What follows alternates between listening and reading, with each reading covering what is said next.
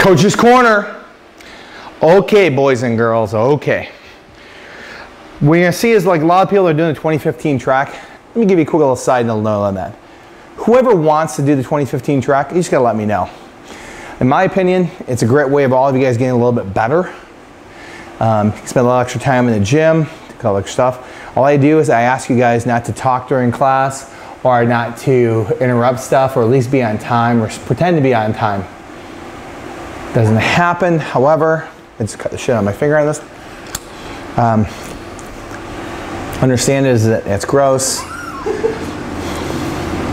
So, from blocks. These DC blocks are a little different than the blocks we have in the gym, but these will serve the purpose of an explanation. When you guys are setting up for your blocks, a couple things need to be set. You need to have the bar close to your body, so walk it forward just a smidge, Krista. There you go. Now this is at the knee, so obviously with these DC blocks I can actually scale them a little bit more. You can adjust the heights on the block boxes at the gym. Now what I want to see is I want you to imagine that this is at where the bar would be and where your body would be at this phase of the lift. At this phase of the lift. Okay, so knees are out a little bit, chest is up nice and hard there. Hard back, hard arch in the back. Now, shoulders are pulled back. When you start to pull from the blocks, you initiate it by pulling here, by getting your shoulders to go back because you're going to squeeze your hamstrings. So just go ahead and stand up in the box.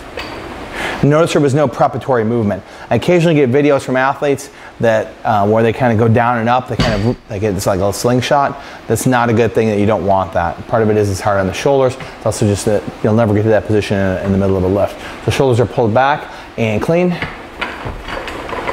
And reset. You might just power clean because there's no need to do it. It's just for demo purposes. All right, so shoulders going to come back aggressively and pop and change. Move your feet though. Move your feet. Aggressive, aggressive up here. Pop, pop, pop. Nice. Good job. One more time. So it's the torso that's bringing the bar to the pocket, and then she's extending the hips upwards and back. Remember we did that power position? The bar's got to get to the power position. Okay, go. It's better. It's a better one. Good job. Nice work. So on your setup, make sure that wherever your body would normally be at that phase of the lift is where it should be when it's on the blocks. Okay. There's some things where there's some argument whether you should have a more vertical torso, a non-vertical torso, or less vertical. Or you know what? Part of life is about exploring and trying new things. So one day is start with your hips a little higher, maybe a little bit lower, see which you lift more weights with. But understand that bar's got to be close, it's got to move up the body, you have to receive that bar. It's Coach's Corner. That was Coach's Corner.